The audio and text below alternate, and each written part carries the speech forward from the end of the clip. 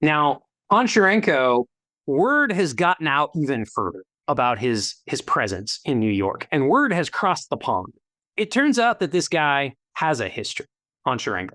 He had an interesting potential future for himself, but then now here we have like, well, here's what the Russians claimed, here's what Honcharenko claimed.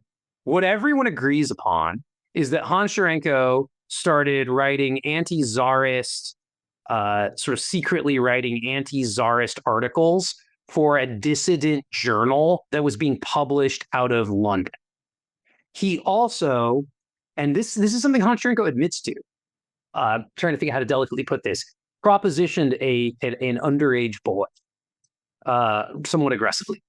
And he said that he was propositioning the boy simply to sort of determine whether the rector of the embassy church had been doing the same thing. That it was just a ruse to try to kind of figure out if this was, that's what Honcharenko claimed.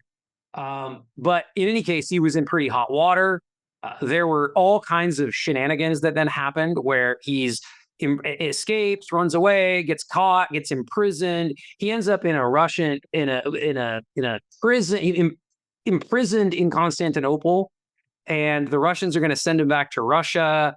And he, according to him, his story, he escapes because there's this Polish Jewish fruit seller in Constantinople who brings him some Turkish clothing, and he dresses up as a Turk and sneaks out and, hightails it across Europe and ends up in England. And he's working for this dissident newspaper.